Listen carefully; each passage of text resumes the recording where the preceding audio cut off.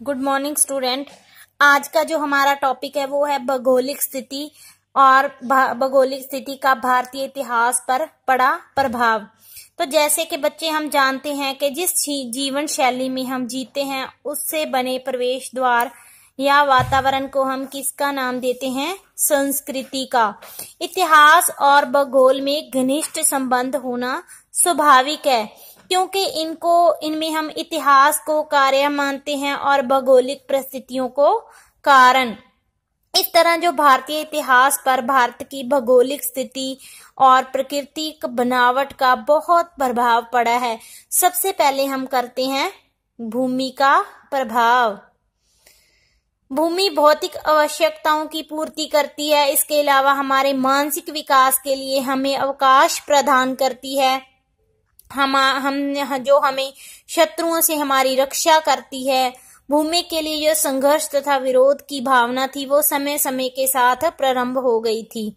जो हमारे महत्वाकांक्षी सम्राट और शासक थे उन्होंने भूमि के लिए घोर संघर्ष किया, जिसके फलस्वरूप उनके साम्राज्यों का उत्थान और पतन भी हुआ।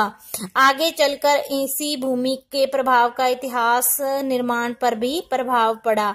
अगर हम प्राकृतिक साधनों के प्रभाव की बात करते हैं तो देश में बहुत से प्राकृतिक साधन पाए जाते हैं, जैसे कि वनस्पति, पशुधन। इनका मानव जीवन पर बहुत प्रभाव पड़ता है क्योंकि इन साधनों की न्यूनतम या इनकी बहुलता का या इनकी भिन्नता से मानव जीवन बहुत ज्यादा प्रभावित होता है, जैसे कि पर्वत, नदियां, जंगल तथा समुद्रों से दूरी अथवा निकटता, ये भी मानव जीवन पर काफी प्रभाव डालती है। नेक्स्ट हम बात करते हैं भारत की भौगोलिक स्थिति और भौगोलिक स्थिति का भारतीय इतिहास पर प्रभाव। भारत एशिया महाद्वीप के दक्षिण भाग में स्थित है। तो बच्चों, जो इसके उत्तर में हिमालय पर्वत की ऊंची ऊंची श्रृंखलाएं पाई जाती है, पूर्व, पश्चिम और दक्षिण में ये तीनों ओर समुद्र से घिरा हुआ है। भारत की जो उत्तरी सीमा पर स्थित हिमालय पर्वत ने इसे एशिया के शेष उत्तरी देशों से अलग किए हुए हैं। उत्तर पश्चिम में हिंदू कुश तथा सुलेमान पर्वत श्रेणियों ने इसे अफगानिस्तान, रूस, ईरान, इन देशों से तथा पूर्व में अराकान पर्वत ने इसे बर्मा से अलग किया हुआ है। इस प्रकार की प्राकृतिक सीमा रेखा हमारे देश को अन्य देशों से अलग करती है। यहाँ तक क्लियर हुआ? नेक्स्ट हम करते हैं हिमालय पर्वत का क्या प्रभाव पड़ा। हिमालय पर्वत का मार्ग अत्यंत दुर्गम मार्ग माना जाता है, जिससे सेनाओं को पार करना संभव नहीं है, परंतु क्या है, मुश्किल से इन्हें पार करके व्यापार किया जा सकता था प्राचीन काल में। इसी हिमालय ने एक प्रबल रास्ते का कार्य किया था और इस हिमालय पर्वत ने मानसूनों को रोककर वर्षा करने में भी सहायता की थी। नदियों का उद्गम स्थल बनकर हिमालय ने उनके द्वारा लाई गई मिट्टी और पानी से संपूर्ण उत्तरी भारत की भूमि को उर्वर बना दिया था। इसने अपने प्रचुर खनिज पदार्थों, वनों तथा जीव संपदा के द्वारा देश की आर्थिक उन्नति में भी बड़ा योगदान दिया है। नेक्स्ट हम करते हैं उत्तर भारत में जो गंगा का मैदान है उसका भारतीय इतिहास पर पड़ा प्रभाव। हिमालय के दक्षिण में गंगा का जो मैदान है सिंधु तथा ब्रह्मपुत्र नदियों के द्वारा लाई गई उपजाऊ मिट्टी से निर्मित है। यह मैदान अनेक नदियों के जाल से भरा हुआ है। इसके जो पूर्वी भाग में बंगाल और असम के प्रांत है। तो जैसे कि हम जानते हैं कि जो असम चाय के व्यापार के लिए और बंगाल चावल की पैदावार के लिए आज भी प्रसिद्ध है, परंतु जो इस मैदान के लोगों का स्वास्थ्य ठीक न रहने के कारण इन लोगों में शारीरिक बल की कमी रहती है, परंतु मानसिक शक्ति की इनमें जो बहुतायत या बहुलता है और दर्शन और विज्ञान के क्षेत्र में यहाँ के लोगों ने अपनी मानसिक शक्ति के आधार पर ही सर्वाधिक उन्नति की है। इसके अलावा उत्तर के मैदान की जो धन संपदा है उसने भी आक्रमणकारियों को आकर्षित किया है, क्योंकि यहाँ क्या है, फसलों की पैदावार ज्यादा होने के कारण धन संपदा ज्यादा है और इसकी धन संपदाओं से यहाँ के जो समाज है उसका संगठन हुआ। इसके अलावा इनके खान पान, वेशभूषा, इस पर भी अच्छा प्रभाव पड़ा। हमारे जो धर्मशास्त्रों की जो रचना हुई थी वो भी गंगा के मैदान के क्षेत्र में ही हुई। सिंचाई की ज्यादा सुविधाएं होने के कारण यहाँ के जो लोग थे उनका मुख्य व्यवसाय कृषि तथा पशुपालन रहा था।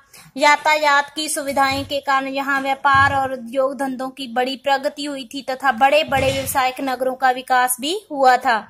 नेक्स्ट हम करते हैं कि राजस्थान के जो मारुस्थल था उसका इतिहास पर क्या प्रभाव पड़ा।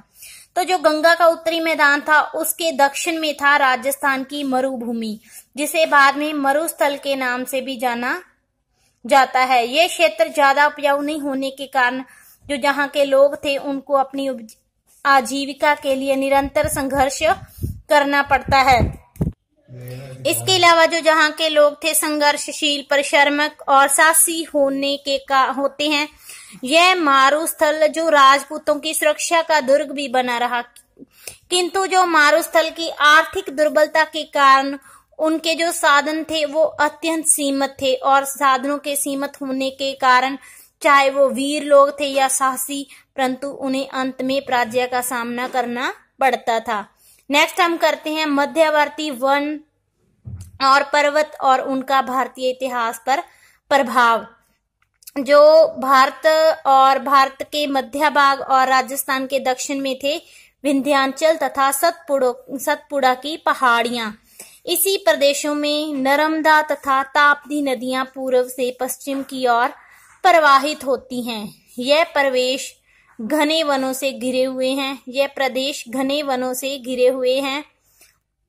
उत्तर तथा दक्षिण की प्रधानता के कारण इन दोनों प्रदेशों में अलग अलग सभ्यताएं तथा संस्कृतियों का विकास हुआ था, परंतु कालांतर में दोनों में संबंध स्थापित होने लगे और दोनों सभ्यताओं और संस्कृतियों के आदान प्रदान से एक नवीन सभ्यता तथा संस्कृति का जन्म हुआ, जो कि भारतीय सभ्यता और संस्कृति के नाम से व्याख्यात है। नेक्स्ट हम करते हैं दक्षिण का पठार और उसका प्रभाव। जो दक्षिण भारत को दो नामों से और भी जाना जाता है, जिसको दक्षिण पथ या द्राविड़ देश भी कहा जाता है। यह 3 भागों में विभाजित है। पहला है पश्चिमी घाट तथा अरब सागर के बीच का जो संकुरा मैदान है। यह मैदान अत्यंत उर्वर क्षेत्र है और यहाँ वर्षा बहुत ज्यादा होती है। नेक्स्ट आता है पूर्वी घाट तथा अरब सागर के बीच का मैदान। यह पश्चिमी घाट और अरब सागर के बीच के मैदान से भी अधिक संकीर्ण है, परंतु जो पूर्वी घाट तथा पश्चिमी घाट के बीच का क्षेत्र है वो बिल्कुल अनउपजाऊ है, क्योंकि यहाँ वर्षा बहुत कम या नामात्र ही होती है। थर्ड आता है सुदूर दक्षिण का भाग। इसको दक्षिण देश भी बोलते हैं, और यह जो भाग है कृष्णा और तुंगभद्रा नदियों के दक्षिण में स्थित है, और यहाँ का सभ्यता और संस्कृति दोनों ही अलग है। नेक्स्ट हम करते हैं जो सागर थे और उनमें स्थित द्वीप से उनका भारतीय इतिहास पर क्या प्रभाव पड़ा। भारत के 3 और, जैसे कि मैंने पहले भी बताया था कि तीनों और जो भारतीय सागरों से घिरा हुआ है, जैसे कि अरब सागर, हिंद महासागर और बंगाल की खाड़ी, और इन सागरों में अनेका द्वीप समूह विद्यमान है। सागरों को जो राजनीतिक दृष्टिकोण से बड़ा महत्व दिया जाता है। इन्होंने शताब्दियों तक भारत को जो वायु आक्रमणों से सुरक्षित रखा था। फिर इसके बाद आता है जलवायु का, धरातल का क्या प्रभाव पड़ा था। तो जो भारत की बच्चों जलवायु थी वो मानसूनी है, तथा जो भारत के भिन्न भिन्न भागों में तापक्रम और वर्षा एक नहीं होने के कारण यहाँ भिन्नता पाई जाती है। देश के भिन्न भिन्न भागों में तापमान और वर्षा की विभिन्नता के कारण जो उनकी उपज में भी बड़ा अंतर रहा है। अगर जलवायु गर्म होने के कारण वहाँ के लोग शारीरिक तौर पे दुर्बल और आलसी होते हैं, और जहाँ की जो वायु ठंडी होती है वहाँ के लोग सक्रियशील माने जाते हैं। और जो लास्ट पॉइंट आता है वो है भारत की भौगोलिक एकता, क्योंकि भारत जो हमारा देश है उसमें अनेक प्राकृतिक भागों में रहने वाले लोगों के रहन सहन, आचार व्यवहार में विभिन्नता पाई जाती है। फिर भी जो हमारे देश और जो भौगोलिक इकाई है वो एक ओर से पर्वतों की और दूसरी ओर से समुद्रों से घिरा हुआ है।